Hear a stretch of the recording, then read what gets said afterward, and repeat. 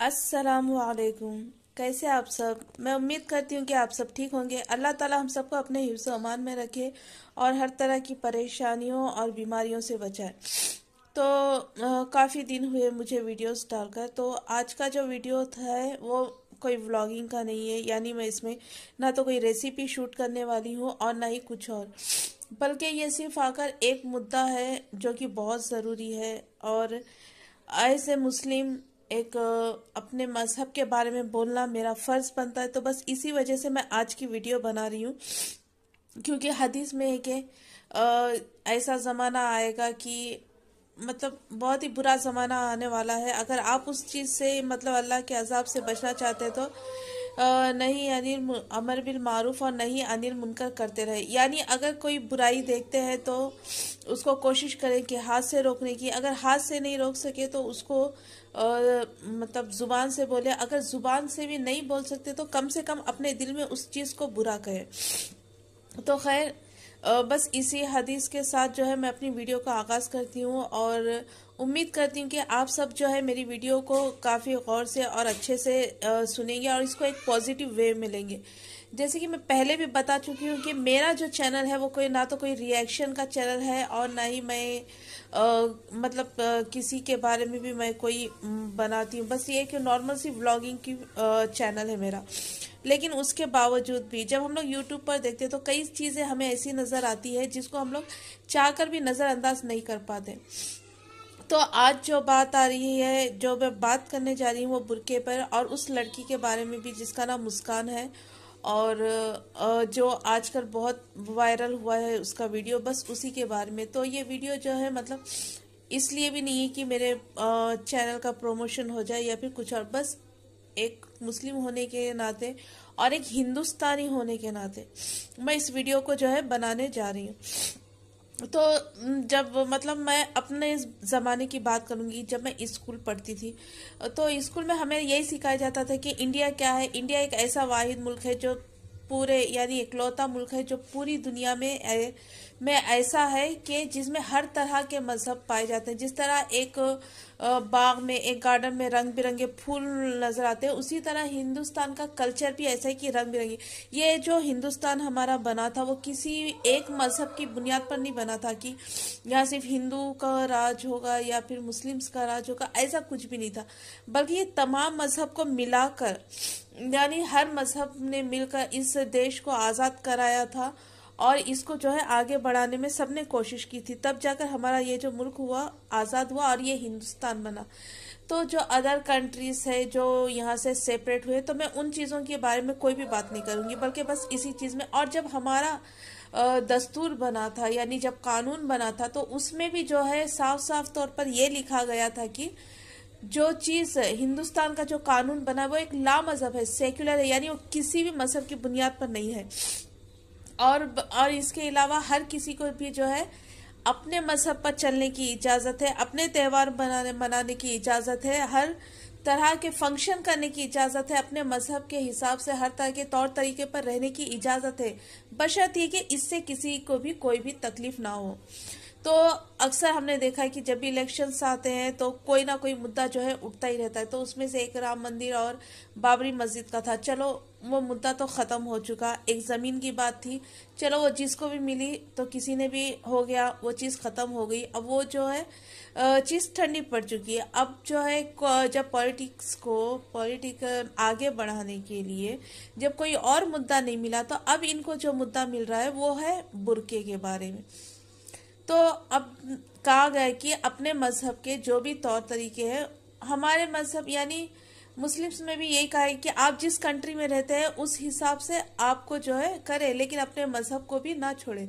तो अब हिंदुस्तान में जब हमें रहने की इजाज़त है, हम अपने मजहब पर जी रहे, हिंदू जो गैर मुस्लिम से वो अपने हिसाब से अपने त्यौहार मनाते हैं, अपने कल्चर के हिसाब से रहते हैं और हम मुस्लिम्स अपने कल्चर के हिसाब से रहते हैं। इससे हमारे बुर्का पहनने से या किसी भी चीज़ को करने से किसी को क्या प्रॉब्लम हो सकती है, किसी को क्या दिक्कत हो सकती है। बुर्का क्या है? एक पहनावा है। जैसे कि अगर हम लोग इंडिया के दूसरे शहर भी जाकर देखें, जैसे कि राजस्थान, यूपी साइड वगैरह, तो वहाँ पर हमने देखा हो कि औरतें जो है घूंघट लेती है, यहाँ तक कि अपने घर में भी घूंघट लेती है। अपने जेठ के अपने देवर, यहाँ तक कि अपने ससुर के सामने भी वो नहीं जाती है। तो वो उनका पर्दा लेने का तरीका हो गया, और हम लोग जो है अपनी मर्जी से पर्दा ले करते। लेकिन मैं ये नहीं कहती कि हर 100% मुस्लिम्स जो है वो पर्दा करते। देखिए, पर्दे का हुक्म कुरान में है, तो जिसको मानना होता है मानता है, जिसको नहीं मानना होता है वो नहीं मानता है। तो जो भी हमारा हिसाब किताब होगा वो आखिरत में होगा। तो इसमें मतलब ऊपर वाले ने भी तो छूट दे ही रखी है ना, कि तुम अपने मर्जी के मुताबिक करो, जो फैसला होगा वो आखिरत में होगा। तो यहाँ पर बात ये आती है कि पहनने वाले पहनते हैं, नहीं पहनने वाले नहीं पहनते। तो मैं यहाँ पर किसी को भी जज नहीं कर रही हूँ। अगर कोई शॉर्ट कपड़ा पहनता है, अगर उस पर कोई कमेंट किया जाता है कि अरे तुमने ऐसा क्यों पहना, वैसा क्यों पहना, तो उस पर कई सारे कमेंट आते हैं, उसका जिस्म है, आज़ादी है, उसको क्यों कैद में रख रहे हैं, औरतों को आज़ादी की इजाज़त है, वगैरह वगैरह वगैरह। तो इसी तरह अगर औरत अपनी मर्जी से बुर्का पहनते हैं, हम तो हमें कोई कैद में नहीं है। अगर मैं चाहूँ, अभी मैं जिस तरह से आपके सामने कैमरे पर आकर बात नहीं कर रही हूँ, मेरी सिर्फ आपको वॉइस सुनाई दे रही है, तो मुझे किसी ने पाबंद नहीं किया हुआ कि मैं अपने कैमरे के सामने ना हूँ। ये मेरी मर्जी, मैं नहीं आना चाहती तो मैं नहीं आ रही हूँ। तो इसका मतलब ये नहीं कि मैं किसी कैद में हूँ, किसी इसमें मुझे कैद करके रखा है कि नहीं तुमको आना ही नहीं है। तो ये मेरी मर्जी है। तो उसी तरह से अगर कोई बुर्का पहनता है जाता है तो वो उसकी मर्जी। क्या बुर्के में पहनने से हमारी पढ़ाई पर कोई फर्क पड़ता है? मैंने भी बुर्का पहनकर अपनी पढ़ाई की, मैंने शादी के बाद भी बीएड किया। तो इसका मतलब ये थोड़ी कि मेरे बुर्के की वजह से मेरी पढ़ाई रुक गई है, नहीं, ऐसा नहीं होता है। हर इंसान के चाहे, और बिना बुर्के के जो है आप टॉप पे टॉप करते जाएंगे, ऐसा भी नहीं होता है। तो बेहतर यही होगा कि इस चीज को ना आम लोग भी जो है इस पर ज्यादा ध्यान ना दे। देखिए, मैं पहले ही बता रही हूँ कि ये इसका जो है, मुझे किसी भी मजहब को नीचा गिराना या कि अपने मजहब को ऊंचा उठाना, ऐसा कोई नहीं है, बल्कि एक जनरल सी बात है जो मैं आप लोगों के साथ जो है शेयर कर रही हूँ। तो उसके अलावा मैंने न्यूज़ में देखा कि जैसे कि एक एंकर जो है, एक पॉलिटिक्स से जो है, मैं नाम तो नहीं लूंगी, लेकिन हाँ मैंने न्यूज़ देखा जिसमें वो बार बार पूछे जा रही कि हाँ, अगर उन लोगों ने जिन लोगों ने जाफरानी रंग के यानी भगवा कलर की शॉल ओढ़ी थी, उन लोगों ने अगर जय श्री राम कहा, तो इसने जो अल्लाह अकबर कहा, इसका मतलब क्या है? देखें, जब हम पर कोई मुसीबत आती है ना, तो हम लोग कहते हैं कि अरे अल्लाह है। अगर हमें किसी को बढ़ावा देना होता है कि चलो हाँ तुम ये कर सकते, तो हम लोग कहते हैं कि अल्लाह अकबर, अल्लाह बहुत बड़ा, यानी तुम कोशिश करो, अल्लाह जो है तुम्हें आगे साथ देगा। तो बस वहां पर भी वही मामला हुआ। वो अकेली लड़की थी, यहाँ पर सारे लोग जो है जय श्री राम चिल्ला रहे थे। यानी जिस तरह हर कोई अपने देवताओं को, अपने मानने वाले, अपने पूजने वालों को नाम पुकारता है ताकि उनको हिम्मत मिले, हौसला मिले, तो उसी तरह से उसने जो है अल्लाह अकबर का एक नारा लगाया। उस वक्त किसी को कुछ नहीं समझ में आता। जैसे अगर मैं मरने वाली हूँ, मेरी जान जा रही है, तो मैं क्या करूंगी? मेरे जबान से क्या निकलेगा? अल्लाह अल्लाह निकलेगा। तो बस इसी तरह उसने अल्लाह अकबर कहा, तो उसका भी इतना बड़ा मुद्दा बनाया गया, इतना बड़ा मुद्दा बनाया। तो इंडिया में मुद्दा क्रिएट करने के लिए और जो है न्यूज़ बनाने के लिए बहुत सी चीज़ें हैं। जैसे कि आप जैसे कि महंगाई है, जॉब नहीं है। मेरी खुद जॉब गए हुए 2 साल हो चुके हैं और मैं घर में बैठी हूँ। तो ये हमारे मुद्दे हैं। महंगाई बढ़ रही है, गरीब भूखा मर रहा है, बच्चों को सही से एजुकेशन नहीं मिल रही है, स्कूल्स की हालत खराब है, कॉलेजेस की हालत खराब है, एग्जाम्स जो है मतलब एग्जाम्स के लिए डेट दी कि फला इतने सीट खाली, उतने सीट, लेकिन जॉब किसको मिल रही? नहीं। लोग लाखों रुपए खर्चा कर रहे हैं, अपने बच्चों को अच्छी एजुकेशन दे रहे हैं, लेकिन उसके बावजूद भी वो बेकार है।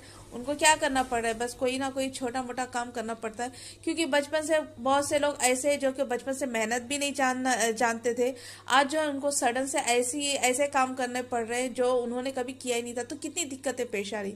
तो अगर मुद्दा बनाना ही है तो बेरोजगारी को बनाओ, महंगाई को बनाओ, उसके अलावा बहुत सी जगह पर घूसखोरी यानी कि रिश्वत वगैरह हो रहा है, ऐसी चीजों को बनाओ। सड़कें सही से नहीं बनी हुई है, और क्योंकि यहाँ पर देखें, अगर यहाँ पर भी देखा जाए तो हमारे गांव की तरफ जब बारिश हुई थी, कई सारे रोड्स टूट गए, जाने के लिए सही से व्हीकल अवेलेबल मतलब रोड नहीं थे, गाड़ियां जो है गड्ढे में से जा रही है, एक्सीडेंट होने के चांसेस है। तो ऐसे मुद्दे पर बात करें ना। ये क्या है बुरके से? क्या बुरका किसी को आकर मार रहा है, किसी को तोड़ रहा है, क्या कर रहा है? पता नहीं क्या हो रहा है। तो बस हिंदुस्तान जो है, अगर हमारी इंडिया को आगे बढ़ाना चाहते हैं, हिंदुस्तान को तरक्की दिलवाना चाहते हैं, तो ऐसे बेकार से फालतू के मुद्दे ना उठाए, बल्कि जो उसकी बुनियादी जरूरत है ना आगे बढ़ाने के लिए, एजुकेशन वगैरह, बेरोजगारी वगैरह, इन चीजों को दूर करो। तो देखना कितने जल्द जो है हिंदुस्तान एक तरक्की पजीर मुल्क से एक तरक्की याफ्ता मुल्क हो जाएगा। यानी कि जो अभी डेवलप कर रहा है ऐसे मुल्क से जो है एक डेवलप्ड कंट्री बन जाएगी।